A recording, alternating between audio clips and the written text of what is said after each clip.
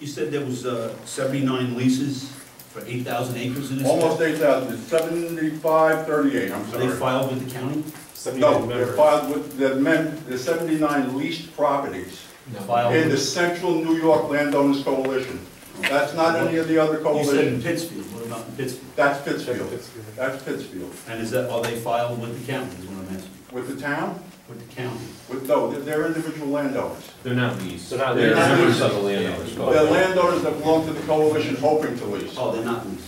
But there are I'm a sorry, series, there's a map out there for Otsego County that shows all the leased properties. And if you look, Edmiston is about plastered, halfway plastered with signed leases from Whitmar from the last 15 years. I can get you that information if you And want. That are already signed up. That are already Yes, signed. and that's Yes, another yes. point. These are people that are just waiting to. This does not include people that already have leases. And that's another point of the moratorium. What are you going to do with the people that are already leased?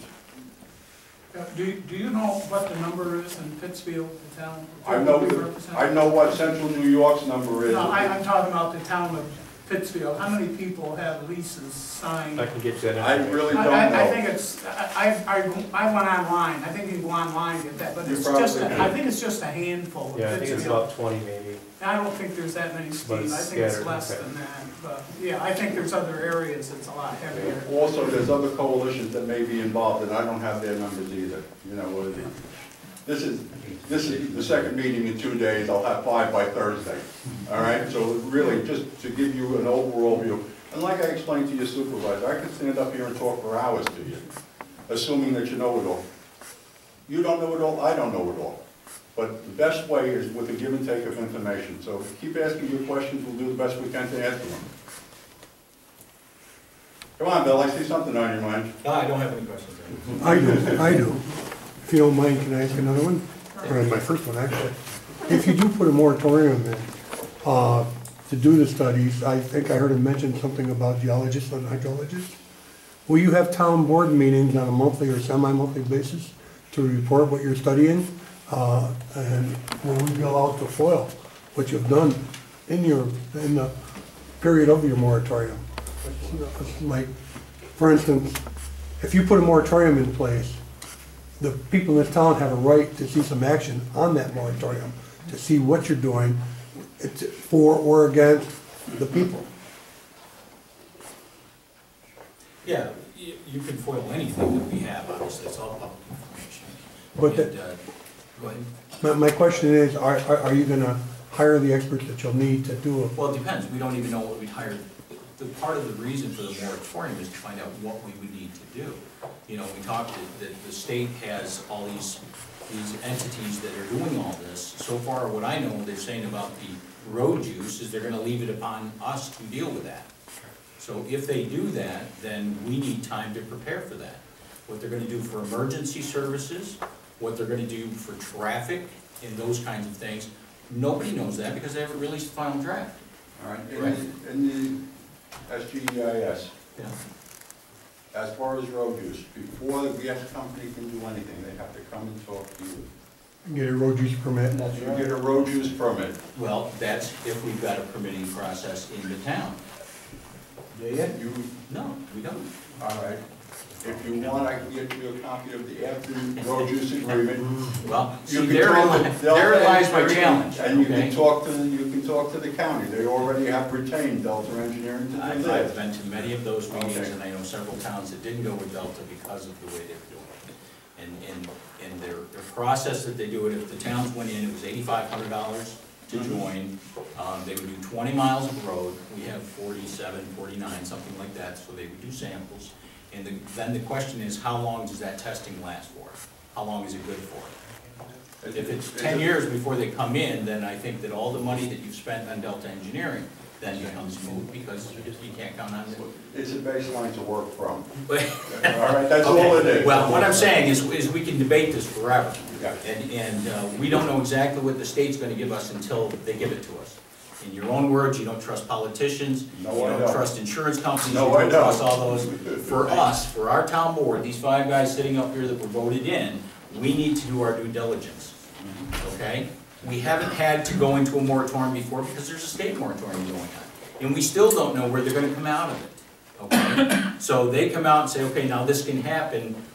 Moratoriums have been used throughout history in the United States to do exactly this. There's some big event coming to town, we need to take the time to be ready for it. And that's all that's for, that's all the moratorium is. But it has to be a defined purpose. Absolutely. It can't be having a moratorium for the sake of being stylish and having a moratorium. That's correct. All right. I agree 100%. I would like to make a suggestion. The gentleman on the end said he has been down to Pennsylvania. I think you would down and look at that wall flaring that was in the news. That's what I got, what you said. But I would recommend that you go to Montrose and Bradford County and down in those areas and talk to the town road supervisors and see what's taking place. I go to Pennsylvania on the average 3 to 4 times a month. I've been on so many well tours that make your head spin because I'm very involved in this. I've seen how the roads have been raised at different levels and how the gas companies came along and raised up the mailboxes. You know, at no charge to the homeowners because the roads were now too high for the mail people to get the letters to the mailboxes. And the roads down there, and I grew up in Brookdale, Pennsylvania, and I used to drive a creamery truck or ride in the back of one, of 100-pound milk tanks every day, taking milk to the creamery. And I don't know if any of you guys remember them 100-pound tanks. But those roads were nasty. They were the nastiest roads I've ever been on. Those same roads today are so much better, and it's because of drilling. And it's true they are going to damage the roads, but they are going to repair them better than you can afford to build them at yourself. Another point, real quick. Any of you want to go down on a well tour? There's a young lady back there with the thing that says BGA. She works for EID, and they schedule tours down all the time. I was on one with the media and the political group to go down. And we were at a well site that was just being started. We were at a well site that was being actually fracked while we were on site. And then we were at a completed well. The completed well was the Eagle Lake. Elk Lake. What? Elk Lake. Elk Lake, in Montrose. That school has 2 wells, right on their property. Between their signing bonus and their royalties, $2.4 million of income to the school district. What they make in Elk Lake, I just got done with a school in Elk Lake, and I was talking to the superintendent, what they make per month is $149,000 a month from their well. Okay, and do you know what the school district did with almost $900,000 of that money? All the delinquent school taxes were paid up to date. That's not fair. No, it's not fair, but they did it. All right, but just understand, if it was, it's not the farmers that are delinquent to where they're going to lose their property. They've been on it for too long. They would rather starve to death than to lose their property. It's the people that are trying to make ends meet in an economy that, excuse my French, stinks. I was going to say something about everyone. It really stinks. There aren't any jobs here. This young lady can tell you about the job. She's got a degree in economics, a bachelor's degree in economics, also a bachelor's degree in political science. At the end of the meeting, if you want some numbers, talk to her. All right? Anything else? Mr. Baker. No, go ahead, you Just go ahead. one point I'd like you to set my mind at rest with. Your decision will be based on taxpayers and not on acres. Because there seems to be a lot of talk about big acreage, but there's still only one vote, one person. They don't get an extra bonus because they own 8,000 acres. Well, that's the way I kind of envision it. However, really, I think we're struggling with the quality of life. Now, we can talk money and we can say what things can give you and just like that, you say it's good to do that, and you can say, no, it's not. It's not really that so much as, the money, obviously. Everybody wants to make a living, everybody wants to be comfortable. My son's not in a job that he went to school for either. But what do you give up to get whatever it is? And money and politics, to me, have never been a good mix, because it seems like people like our communities get screwed when that happens. And I just want to make sure that we are treated fairly in this process as well, okay? I have been to Dimmock. I have the timeshare down in Endless Mountain Resorts, and it was given to me. I didn't buy it, but it was given to me, so I spent a lot of time down there. In my first trip to a well site, I was coming down the road about like Shacktown. It was a beautiful road, it was built up, it was solid, it was real well packed. And as I came around the corner, I found a truck coming up, a water truck that evidently wasn't, well, it couldn't stop. And I understand that, because I understand inertia and things like that. So in my Ford Escape, luckily four-wheel drive, I went off the road to avoid this truck. Not his fault, not my fault, we just happened to come around the same corner at the right time. So the moment was right, okay? So I've been down there, I've experienced that, I have been studying this since 2006 about, and I see no more progress today than back then, as far as what may or may not happen, the monies we may or may not make. And while there's money to be made, and there's advantages of having monies come into a community, you give up something. I lived outside of Richmond, Virginia, and it wasn't gas drilling, it was growth. You know, we had schools going up. I mean, we were building a new elementary school every year because of the population growth. For me, that traffic was not something that I wanted to endure. Yeah, right. So I came back here because that's one of the things that I wanted to avoid. We've got a Chobani plant up here. None of this has to do anything with gas drilling. Got a Chobani plant, and now I've got roads going, or trucks going by my road on a quite frequent basis, and it's breaking down the corners of the road, and maybe the gas drilling guys will come in and fix that, maybe they won't. But they're making a lot of money up there as well, okay? And they're sharing some of it with the community, but not necessarily all of the community. We have a volunteer EMS here who answers a lot of calls up there. So far, to my knowledge, we've not received any kind of donations or anything to help us in that cause. You know, and that's money that you, the taxpayers, are paying for. And you should be proud of our emergency squad. We've got, I think, 3 paramedics, licensed paramedics on that squad right now. And I think our squad's up to 12 or 15. So that's something that you should be proud of, and that we have right here in Pittsfield. So as far as votes, really, unfortunately for us 5 guys up here, we're the votes. You know, we're the 5 votes that have to figure out. And by the way, a comment back there on the petitions, we've not received any petitions, really. There's been a couple taken and presented, but really we haven't done any kind of trying to evaluate whether the petition was valid or not, because we haven't used it to rely on anything. So when you say in your earlier comments that, you know, you're to represent the people, how will you represent the people? What sort of formula will you use? That's our thing. I mean, we've talked to people. We've talked about possibly doing a survey form by the town board, you know, something that we send out to individuals. And then it becomes a little more complex. How many people are living on the homestead, you know, and things like that. We send one per taxpayer and that kind of stuff. So those are the kind of things that we haven't got a good answer for. And we talked about town meetings, which, you know, some towns go in, they say, okay, all 4 raise your hands, all against raise your hands. So we elected, again, back in January, to not necessarily go an all-out ban, but try to figure out what we had at our disposal that is legal within the current laws that we're aware of, within our disposal to best protect our assets in Pittsfield within the current confines of the law. So it really doesn't become a win or lose in that case. It becomes, what can we do to best protect our interests? And I think everybody would want that. You know, be it what the interests are, you know. But you need to find out what those interests are for the majority. I'm not someone who normally comes to a meeting like this, but I certainly want my voice to be heard, and I want you to vote on behalf of what the majority is feeling and what they believe to be right for our community as well, not just what the panel feels. Sure. Well, and I think that's why this is good, the way we're doing this. We're hearing both sides of the story here, and I do have a question for you, Wayne, but I think that we are trying to represent the people.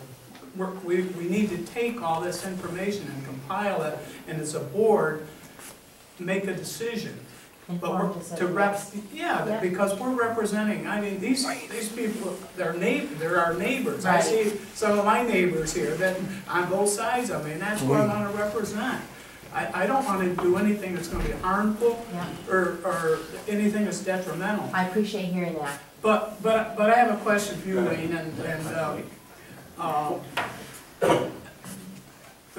I heard somebody say about some of the areas and how, you know, it was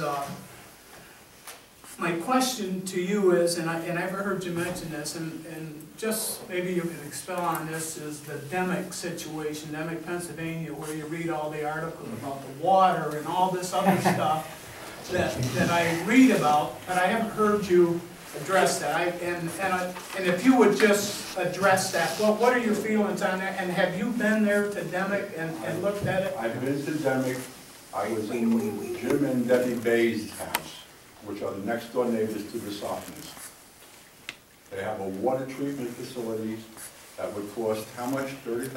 $30,000 to $60,000 that is maintained 3 times a week by Cabot Oil and then Oil and Not Gas. because they had to do it, because they're good neighbors. They wanted to make it right. The problem with the wells in Demick, Pennsylvania is methane migration. Because of casing. Wait, when you say something, I missed the last 2 things you Oh, said. I'm sorry. It was $30,000 to $60,000 are the water treatment systems that they put into homes. Who's they? Cabot Oil and Gas. That's what you see on Carter Road, also on 3039, Shopping Creek Road, which are all right in the area where the methane migration happened. The methane migration happened because of poor well casing, which we see covered in the SGIS. It's just been put out, or well, the comment period has just ended on January. As far as the homes that were in the incident, they tested all 61 wells. 31 wells have now come back. The EPA went out and did all the testing as well as the DEP. And Cabot went on the properties that they could. There's 11 litigants in a case against Cabot right now. The 11 litigants didn't let Cabot come on site to test their wells. And they haven't. So they had no idea what was going on with their water wells. So the EPA has went in and tested all of them. DEP has tested all of them. And Cabot has tested 49 of them. No, 50 of them.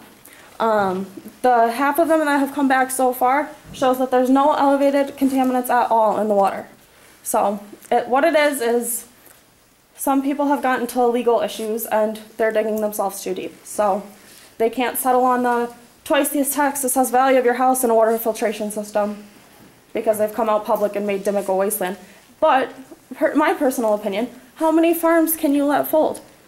How many farms can you let go? The people who are sitting in this room, as well, I understand that, you know, some people are concerned about the landscape and things like that. If people can't pay their bills, if farms can't pay their bills, if you're getting people who are moving out of the area because they can't pay their bills, what is it going to look like? Your farms are going to be broken down. We drove past one that was barely hanging on by 5 or 6 2x4s. So, I mean, it's all, you have to take that into consideration too. This is a big farming area. It always has been. But as far as Demick, read the news anymore. It's going to tell you the truth. So you must have practiced that. Done it about 1,000 times, and I personally drove behind the EPA for 3 weeks straight. I lived in Demick. Cabot went in and did the water test for the people that permitted them to do it. The ones that had the methane migration, these filtration systems are primarily to eliminate the methane gas, which is a naturally occurring phenomenon. The DEP came in, did the water test, found that there's nothing wrong with any of the water. The EPA came in, did the water test. 31 of the 61, or 60, have completed. It's all online. You can see the results. There's nothing wrong with the water. Demick has been a poster child for an anti-gas drilling minority opinion or agenda. The other thing I want to point out is the majority of the residents in Demick completely support Cabot. They support gas drilling. They support. I worked down there a year. They support it. And, I used to ask everybody, what do you think? Is it good? Bad? Probably met one guy, he was a stone cutter. The only reason why he didn't like it, they stuck a well in the middle of his quarry. Yeah. That was the only reason. But besides that, he goes, everybody's working. Places are booming. He goes, little grocery stores are making it. They're selling cars. They're building houses. He says the economy's good. He says I don't see one big difference in anything, except that it's just better. Also note that I was there for 3 weeks, so I was drinking the water out of the wells that were supposedly contaminated, and I didn't die.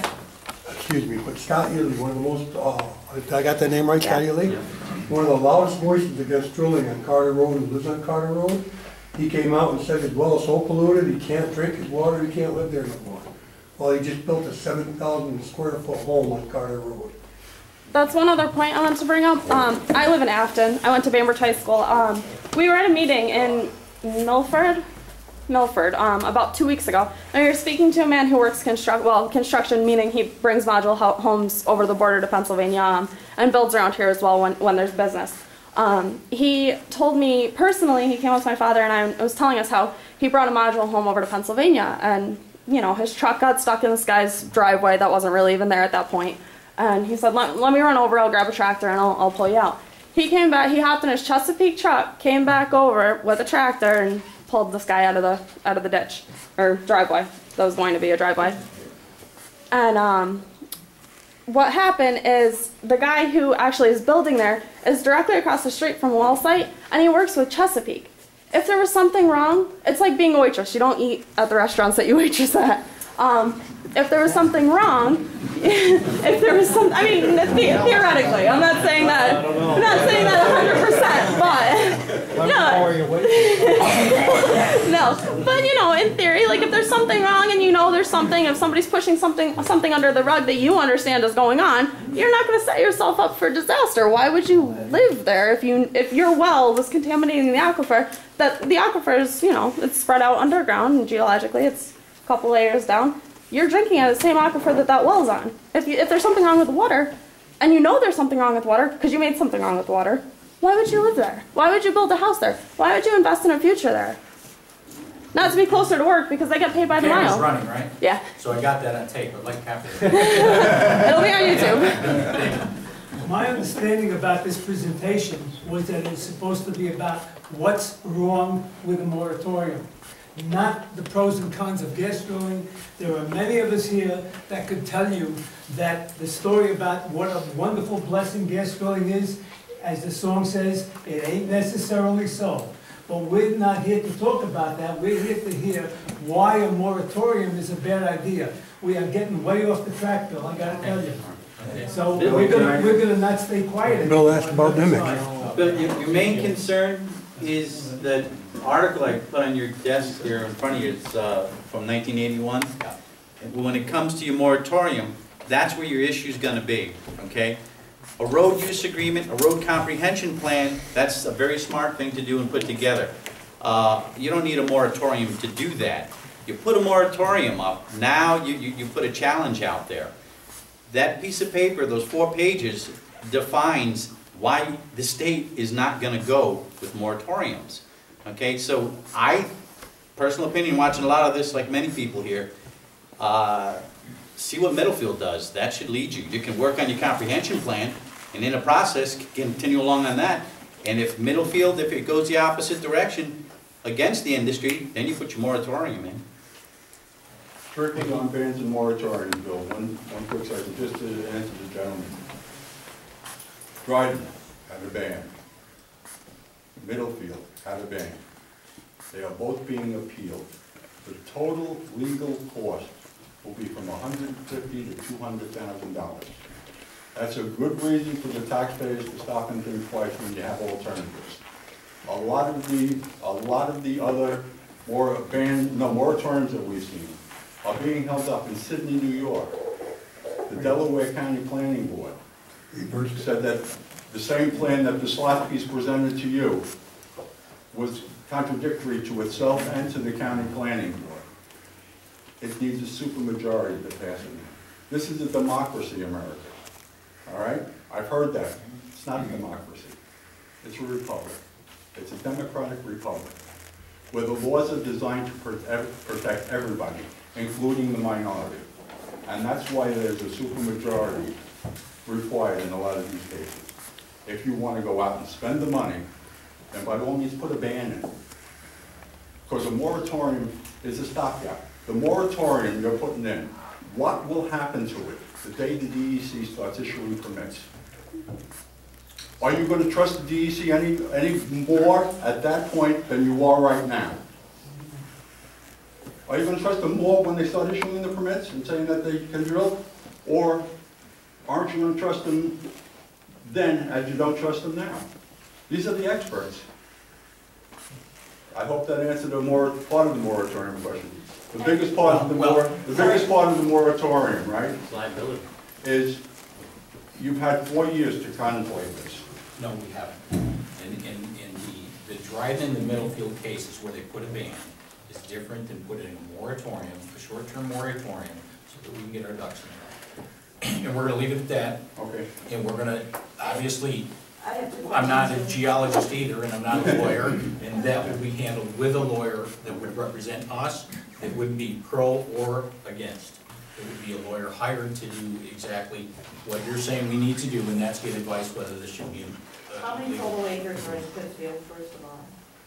Do you have I have no idea. 24,192. Somebody did write it down. Second question. Yes. Out of those acres, how many of those are owned by non-residents? I don't know that. I'm surprised no one spit that off, guys. Come on. Come on, Ray.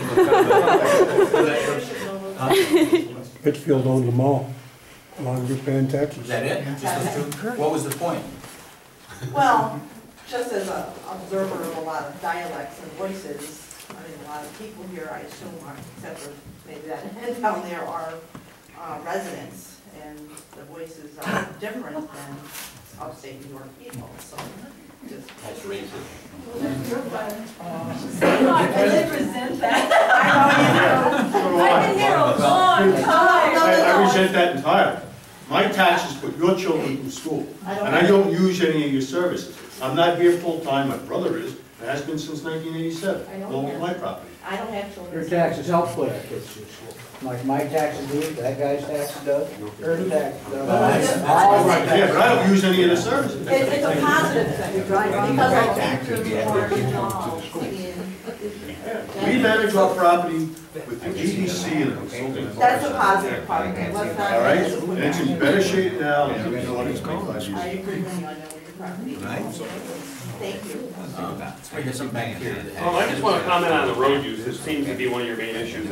I would just like to share this. This is what we accomplished here at Columbus at the planning board. It's the road use law we put in Columbus, and it's going to be helpful you when you make your decision here in the future. There was talk of a moratorium to do a road use law in Columbus, and it was determined that we did not need one. That more than likely you got a year and a half before you see any major drilling happening anyhow in your town. So my suggestion to you is talking about a moratorium is why do it a year ahead of time? If the DEC comes out with the regs, 6 months to a year from now, you have plenty of time to do your due diligence and look at this stuff. Why open yourself up to the extra work and hiring a lawyer to do the moratorium and everything? If it comes down that you feel your town's not ready, when the DEC comes out with the regs, that's when you should act. I mean, you're so far out from it. I mean, let's be honest. Pittsfield, Columbus, New Berlin, they're not going to be the first place they start dropping wells. We have plenty of time. And, up in Columbus, we've had some issues with Chobani protecting our roads and stuff, and that's why we came up with our road use law. Now, Shenango County is drafting a great road use law. Why didn't we go with it? Because it's implemented by the county. And here we are with a road use law, but all the fees and everything goes to the county. Well, why should we give all our money to the county? The towns, look at your tax bills. How much of that money goes to the county that you pay in your property taxes? If it's town people implementing the road use law, why shouldn't the fee schedules and everything else be implemented so that all that money stays within the town? Small towns, their taxes are high enough, and that's why Columbus is, you look at it, the fee schedule's in there, all that money stays local. It's all implemented by the highway superintendent and board members. And the sheriff, if the sheriff pulls somebody over for violating the road use law, it's handled right in town court, the money stays local. And I don't understand why towns are jumping the gun if your main concern is road use. If that's your main concern, you can talk about quality of life. Well, I live on Route 80 right in the town of Columbus. Nobody has to tell me about, quality of life change if Chobani comes in. I counted the other day 150 trucks by my farm. So, I mean, you want to say quality of life and road use law, well, how many state and county roads go through your town? They're still going to use them. You're not going to stop them. So by putting a moratorium in mainly for road use, you're not going to accomplish anything anyhow. You're not going to stop that truck from running through here. The only thing you're going to do with a moratorium for road use is build up the time to save your roads and protect your roads.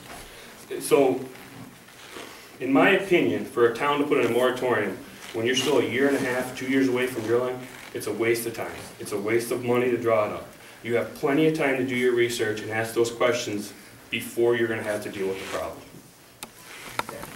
Thank you. Thank you for sharing this. In the back, yes. They mentioned too, Dorothy was gonna come and talk to you about ad valorem taxes, and there seems to be a lot of talk about taxes here. I'm somewhat of an expert on that subject too. I helped put the ad valorem program together Okay, for the well, Chelsea. let's do this, though. Let's do this. I really wanted to get, you know, the purposes of a moratorium and whether you This does felt it fall was a in good line with idea that. or not, okay? And then once we do or don't, then we have to go through this anyway. And I hope your crystal ball is right, that makes everything moot at this point. But nobody really knows that, and that's part of the issue as well. And so, right now, we could have put the moratorium, like I say, there were other towns that put the moratorium on 3 years ago. You know, and that, they came and went, and they're still struggling now. Those towns banned, of course, so really, I don't know what they put the moratorium on. You do know what the ad valorem tax is though, right? No, well, you can, okay, quick, okay? The ad valorem tax is real property tax. Yeah. Just like a home across the street pays you guys taxes, a wall site will have to pay you real property tax. And the average real property tax on a wall site is $1.7 million. And it doesn't go to the state, it stays right in the town. If they come here and drill 20 wells, that's $22 million coming to this town. Just a little fact that you might want to look into. Budget's not that big, we don't need it. The last thing that I want to say. Go ahead. I want to, well, just 2 comments. I mean, I drive around this county, I go through Sherburne, I go, boy, these roads are nice, they're all paved. Are you seriously don't think we don't need to pave the roads in this town? Well, I would disagree with that, and I think anyone that lives on the dirt roads around here would disagree with that too. So yeah, we do need some money. No, I disagree with that. Very good. But number 2, the reason I really wanted to. That makes all dirt. What's that? We do have.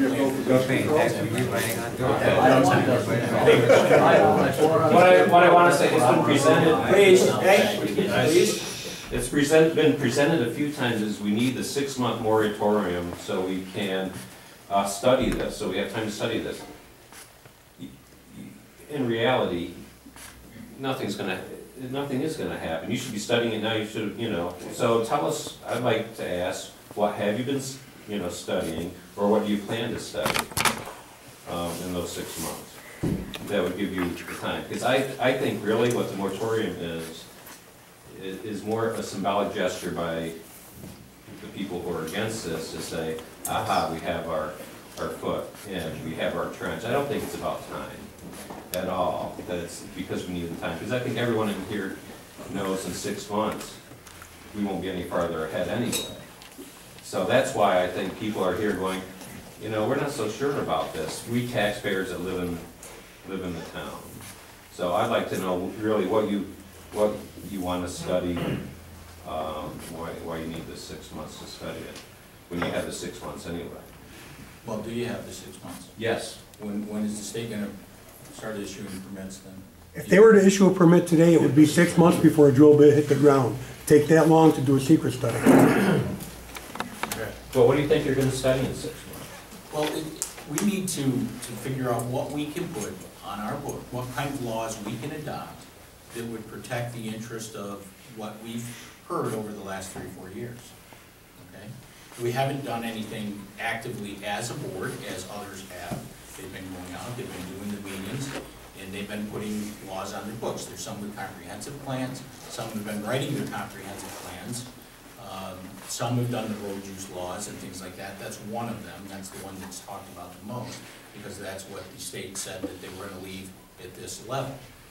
The local use laws, the state also said they were going to leave at this level so that we can fight it out in court and we can spend our money trying to do things that they don't want to pass judgment on. Okay? So we're getting closer, I'm guessing we're getting closer to some kind of decision by the state to say that we're going to start permitting. Okay? So now, what options do we have at our disposal right now? I don't know that. And the 6-month moratorium won't change what you need to know. Well, I think deadlines do, and I think you can't put a moratorium on if you don't have a purpose specified in the moratorium. So it does give you a window that you have to do something or not. Okay? Oh, I didn't know. Not, or not. What I'm saying is, you have that time, you have to do something with that. If you don't, then it's just a waste of time anyway. And the moratoriums that have been put on, how loosely, how's that been phrased? You said other towns have put in moratorium. Right. A moratorium has to be designed with a purpose. So what are the purposes that you've seen on this? Road use is one of them, air quality, water quality issues, environmental factors. I think butternut's term there is heavy industry. Well, Well, that's the industry. That's Yeah. But what they use them for us, it just predetermines the amount of time that whether the state actually gives you the permits or not, we have at least that window of opportunity to do what we feel we can within the lines of the law. The very last thing I'll say, and I promise I'll shut up. Being Chesapeake. Hold on a second, Tim Penn. Oh, I'm sorry. How are you gonna, as a board, make this decision on this moratorium? Are you you're going out into the taxpayers and get a feel for it, or you're just going from a meeting, then your own personal opinion? How are you gonna do that? Well, we've talked about the moratorium for some time now, and when it comes right down to it, we're gonna have to vote as a board. That's what we're elected to do. And so, yes, we would vote as a board that we're gonna do this moratorium for this reason. Are you going out in the public and get a feeling? I mean, there's a lot of people for and a lot of people against. Are you going out in the public? It's considered a local law, so it will have to go for public comment. It'll be open for public comment. Do you plan on forming any type of a committee formed of Pittsfield citizens that would help the board make that decision? Good idea. Not necessarily on the moratorium, but as a result of the moratorium, the committee to do the work that we talked about. I'm not clear on that. Result of the moratorium, you would have a committee after that? Yeah. Well, we'll have the committee anyway, but the moratorium would give them the time. Okay, so you would have a committee of town citizens that would be able to help you make that decision? Well, I'm not sure about the decision. Well, That's at least have input. Yes, absolutely. Yes, if you put a moratorium in place, it's not gonna be open-ended, right? It's gonna have a definite termination date on it. Correct. It extended from, as finito there. You can't do that. Okay, so it's a definite window, and then when it's done, come hell or high water, it's finished. Unless they put a ban. Well, that's different. That's a local law for ban. That's not really a moratorium. Moratorium in of its nature. At the end of the moratorium, you can go on and then. Oh, yeah, you could, sure. But I don't think anybody here, when we started this discussion, that wasn't the end result that anybody here said. Now, you had a comment? Just one last thing. Road use agreements are extremely important for any town. Absolutely important. But just keep in mind, Chesapeake Energy isn't going to run billions of dollars worth of equipment over a road that could damage even $1 worth of their equipment. That would be my thought. Yeah, somebody over here. I just want to know if you could do your study without a moratorium. Yes. So that might be an answer. Okay. Bob? Yeah, you're talking about truck users as a concern, on the town roads. I don't know how you can limit it, I mean, because right now, milk trucks are running right to the max. 18-wheelers, they're running your max. They're running these down roads. A lot of trucks are pulling pups every day with running at the max. So what are you gonna say? You only allow 5 trucks a day on this road? I mean, you can't stop the milk trucks. Most of them are running overweight. That is one thing we have to discuss, and I agree with you, Bob. When you talk about the road use, we have to consider all of our options, and I agree with you, the milk trucks, I mean, they go down by our house too, and what's it doing to the roads? I'm not sure, but that's a good point, and I Breaking them up. Well, yeah, I realize that, We're not gonna sell We our farm. we can't stop the milk trucks, or could we stop a water truck from going up that road? Probably not, if we can't stop the milk truck, and I certainly wouldn't want to see a milk truck being stopped going up and down my road. Wouldn't make sense, milk truck weighs 100,000 pounds. Water truck Could I weighs ask 50. you a question, Wayne? I know that, I agree with you that the DEC will make the final decision when that time comes, whether it's 6 months, a year. And my other question, and I'm not gonna put you on the spot, I know that at the last meeting, Dave, I think you hit a nerve with him, but who pays for your efforts here, your daughter? Absolutely nobody. I work for EID, so I am industry She sponsored. works for EID. Nobody pays, I shouldn't say that. The federal government pays me, and the city of New York pays me.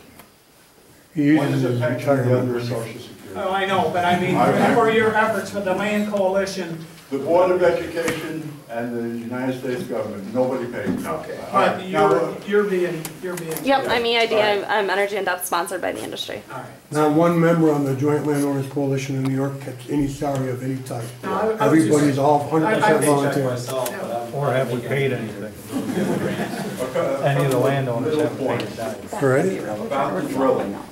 If the permits were to come out tomorrow, how many rigs do you think are available to drill in New York State right now? The estimated number is 75. There are about 80 or 85 permits already sitting in the DEC that were being processed at the time the moratorium went into effect. How many wells do you think are going to be drilled in the southern tier? How many wells are up in Watertown? 38,000? 38,000. How long do you think it's going to be? And that's over 50 years. No, New York, Western New York. How long do you think it's going to be before they get up here? That's 75 wells, maybe, within a year. Because like somebody said, the CEQA has to go through, the company's got to get their permits, they got to go through the permitting process, they got to check with you guys to make sure you have a road use law and that you want your roads protected. We're not sure where the DEC is going to go, but there is a section in there saying that they have to come to you about road use and get permits from you. The other point is, you heard about yourself with the water truck. The gas companies now aren't trucking water into the individual wells. They're trucking them into holding ponds, freshwater holding ponds, where they run an 18-inch, I believe it's an 18-inch plastic pipe to the well site. So they're in one isolated spot where they put the water in, they pump the water from there to the well site. So your trucks are, at best, they will be probably on a county road, they won't be on your town road, right? It's like a lock system. From the sound of that, there's no downside to a moratorium, is there? If nothing's gonna happen for a while. Yeah, the downside to moratorium. Downside to the moratorium is that David Slotsky will walk into this room and convince you now that you need a ban because it's happening. And the net results in that are not only the court cost, they're also the damages. Every single landowner will have a takings claim once the state moratorium is off. If you have a ban, every landowner will have a takings claim under the Constitution's Fifth Amendment. You will be held responsible for that.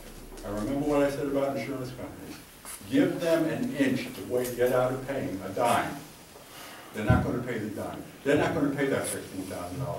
Because if they do that, then they're admitting that it was legitimate legislative activity. The insurance company's not going to condemn themselves for that. They're not paying anything for the Johnson City Joint Sewage Treatment Plant. I believe in you guys. I believe in all of us somewhat. Just promise me whatever you do, just let my great-grandchildren have clean air and water. You know what I wish What is decided? They're not gonna be able to afford to live here. And you know what I wish for you? Nah. Here is probably one of the cheapest areas. We have the cleanest, wait a minute, we got the cleanest water of the country, just about. Did you test And it? we should be protecting it, not whoring it away. If you take all the juice out of my joints, somehow something's gonna happen to me. And that's what we're doing to the land. And it scares the shit out of me. I just want my great-grandchildren to have a clean place to live. I live here, I've invested all my time and energy into that land, and I just want it to stay Okay. You have to hold to the wind. Just remember, that's your opinion.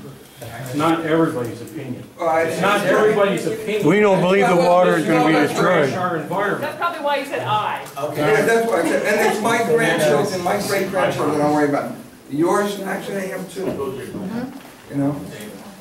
Bill, if you already have a lease, say I already have my land leased. I'm worried, you know The what? DEC Hold on, please. All the drilling. The DEC lifts the reg. Okay, so now my land is leased, they lifted the reg, so now a gas company comes in and wants to drill on my land, and you have a moratorium in place saying they can't. What legal action is gonna happen between the gas company that already has the lease and the town of Pittsfield? That's the liability Well, issue. There'll be 3 well, you can be suits. sued for anything, for one. However, moratoriums, again, have been used time and time again to prepare communities for events coming to town that they need to prepare for. And that's the reason I'm looking at it. I'm not looking at it as a way to create more time or anything like that. I'm looking for, we need to take the time, and we're gonna take the time whether we have a moratorium or not. And we have concerns like the truck use. The county of Otsego put a road use law on the books. Jim was here the other night and told us that there are restrictions on that, actually caused the concrete hauler over there now to go to sites, he has to make like 3 trips where he was making 1 before because of the weights, okay?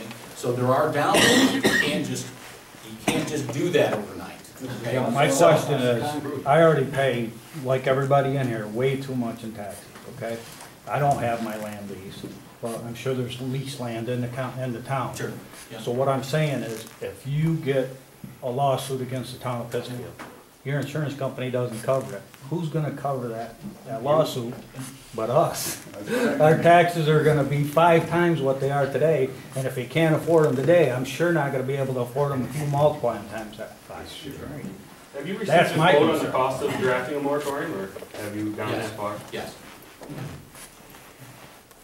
But, no, well taken, I mean, that's gotta be part of the discussion, no question about it.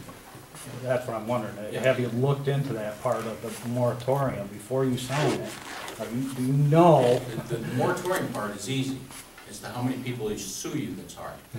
That's like the unintended consequences that you were talking about with the cement trucks. You'll have that with moratorium. I'm just saying, I don't want my Back to taxes the to water go in the issue, I bank. understand they're recycling the water for this process. And It's going to be a closed loop system. Chesapeake is now recycling 100% of the They're water. gonna have to, according to the SGEIS, they're gonna have to use the And I closed loop system. understand that they're experimenting or even using the natural gas instead of water. Propane fracking. Propane there, yes. Yes, right, so then you eliminate the water problem. You do, yes, completely. And then with the roads, as I understand, down Pennsylvania, the townships and the gas companies are working together. Absolutely. The gas companies are refurbishing the roads that they do damage to, so that would take care of that problem. My daughter used to ride in, I don't remember what stable it was, but Alicia Fraser? Fraser, Scott Down Benson. in Montrose, right? That was probably 8-10 years ago. We drove down from Afton, which isn't a long haul. We drove down, and the roads were horrific. We drove down, I couldn't even find I couldn't find Montrose anymore. It's not the town. Every storefront is busy. People are out there, and you stop and you walk and you talk to them.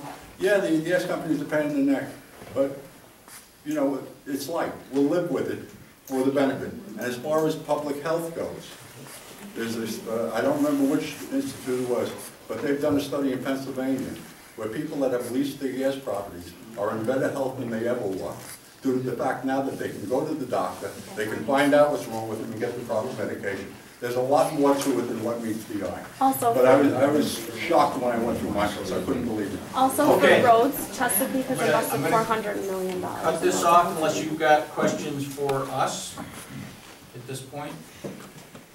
How long was the moratorium going to be if you vote one in? We haven't discussed that yet. That'd be, yeah, we'll talk about that tonight as well. Are you going to vote on that tonight? Probably. What was the cost? You said you were familiar with We the can cost. stay for the Did you vote, get the right? cost? For the moratorium? Yes. About $1,000. Can you explain? No, we're gonna wrap this up, then we're gonna get on to our business.